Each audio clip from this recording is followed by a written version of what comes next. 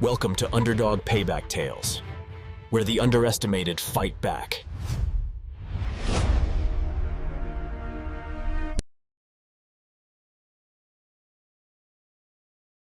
Have you ever been told you were too old to matter? Imagine dedicating half of your life to a company, only to be replaced by someone half your age. Now imagine quietly building a plan so powerful that when the time came, you didn't just get even, you owned everything. That's exactly what happened to Mark. Mark had always been a quiet giant. At 52, he'd spent nearly 3 decades working for the same logistics company. He started as a warehouse clerk, lifting boxes and sweeping floors. Over the years, he climbed to operations manager. He never boasted, never complained. He knew every client by name, every delivery route like the back of his hand, and had solved more crises than anyone cared to count. Outside work, Mark's life was simple. He lived in a modest house in the suburbs with his wife, Lisa, and their teenage daughter, Emma. Friday nights were for homemade pizza and movie marathons. Weekends meant fixing things around the house or volunteering at the community center. Mark was that guy, the one neighbors trusted with their spare keys. He didn't seek the spotlight, he just wanted to provide for his family and retire with dignity. One crisp autumn morning, Mark walked into the office carrying a box of donuts, a Friday tradition he'd started years before. He noticed younger faces in the hallway, new hires he hadn't interviewed. The vibe was off. His boss, Mr. Sinclair, was in his glass-walled office, laughing with someone Mark didn't recognize. A tall man in his late 20s, wearing designer shoes and an expensive watch. Mark thought nothing of it. Younger employees came and went. Later that afternoon, Mr. Sinclair called Mark in. "Listen, Mark," he started, not meeting his eyes. "The board thinks we need a fresh vision." He explained that they were bringing in new blood to modernize operations. Mark's job was being eliminated. His severance package was generous, he said, because they valued his contributions. But underneath the corporate jargon, the message was clear. He was old, expendable, and replaced by the man with the expensive watch. Mark felt the room spin. He'd given 30 years to this company. He'd missed birthdays and anniversaries to fix problems that no one else could. He stared at Mr. Sinclair. "Are you telling me I'm too old to do my job?" The younger man smirked. "It's just business," he replied. "We need agility and fresh ideas." Fresh ideas.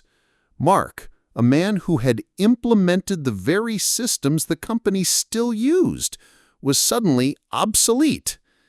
He went home early, carrying the donut box and his dignity in the same hand.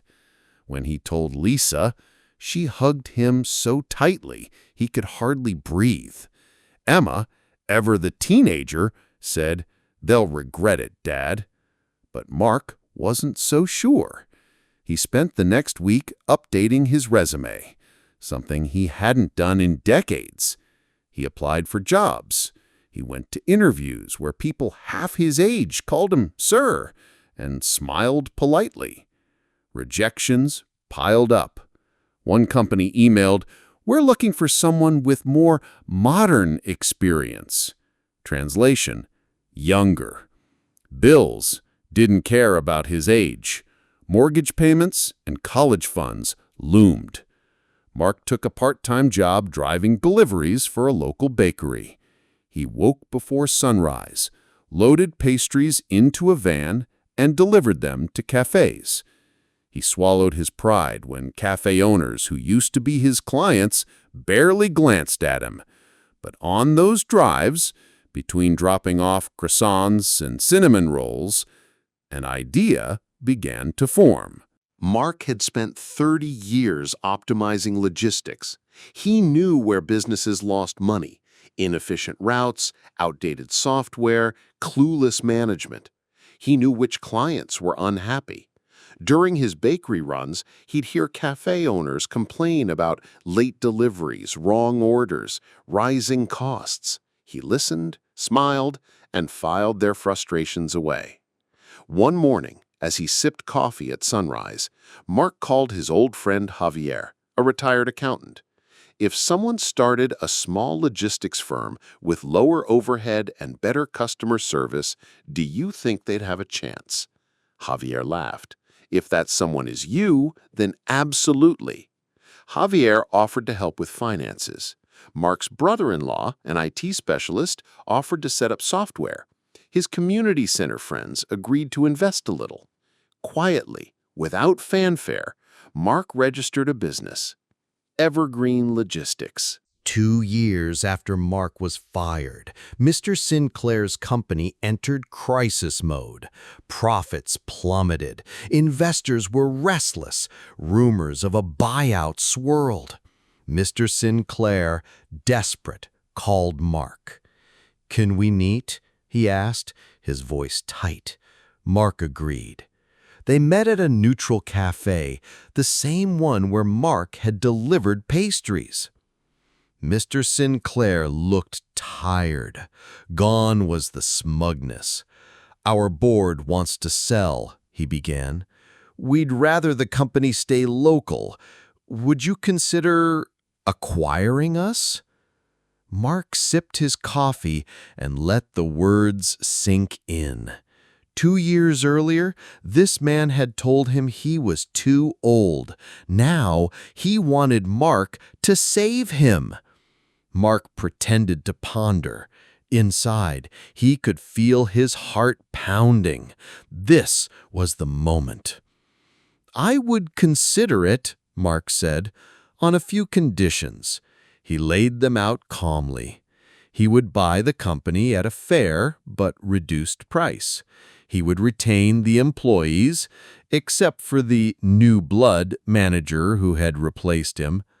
He would require Mr. Sinclair to sign a non-compete agreement, and he would not keep Mr. Sinclair on as CEO. Silence hung in the air. Mr. Sinclair swallowed his pride. "Do I have a role?" he asked, almost whispering. Mark looked at him. In that moment, he could have humiliated the man, thrown his words back at him. Instead, he chose grace. "I would consider offering you a consulting position," Mark said. "You know a lot about this business, but understand, it's my company now." The acquisition went through. Headlines in local business journals read, "Former employee buys company that fired him." Evergreen Logistics absorbed the staff, upgraded the systems, and treated employees with respect. Mark's team of old-timers trained the younger drivers. They built a culture of mentorship rather than rivalry. Clients returned, new ones came. Profits grew beyond anything Mark had imagined. On the first day after the acquisition, Mark stood in his new office, Mr. Sinclair's old office, and gathered the employees. "I was told I was too old, but age is a strength, not a weakness. Experience matters. Integrity matters. Here, we value what others overlook." The room erupted in applause. In the back, Mr. Sinclair nodded, humbled. Mark didn't fire Mr. Sinclair on the spot. He offered him a part-time consultancy with a modest salary. Mr. Sinclair accepted. He stayed for 6 months, trained his replacement, and then quietly retired. There was no grand revenge speech, no public shaming. The real victory was subtle and complete. Mark had turned humiliation into triumph without lowering himself to cruelty. At home, Mark told Lisa and Emma about the acquisition. They celebrated with pizza, just like old times. Emma teased, "So, what's it like to be a boss?" Mark smiled. "It's about caring more than bossing." He didn't buy a fancy car or a mansion. He donated to the community center and started a scholarship for older workers seeking new skills. In a reflective moment, Mark wrote a letter to his younger self. "Dear Mark," he wrote, "when they told you you were too old, they were projecting their own fear of obsolescence. Never believe someone who says your experience has no value. Let your actions speak louder. Grow quietly. And when the time comes, let your success be the answer." The moral of Mark's story is simple yet profound. Vengeance doesn't have to be loud. Sometimes the sweetest revenge is to become everything they said you couldn't be. If you've ever been underestimated, remember Mark. Use their doubt as fuel. Prepare in silence, and let your success tell your story. If this story resonated with you, if you've ever been pushed aside, labeled as too old, too quiet, or not enough, remember that your value is not determined by someone else's short-sightedness. Hit like if you believe in second chances. Subscribe for more true stories of underdogs who fight back smartly and win. And tell us in the comments, what would you have done if you were in Mark's shoes?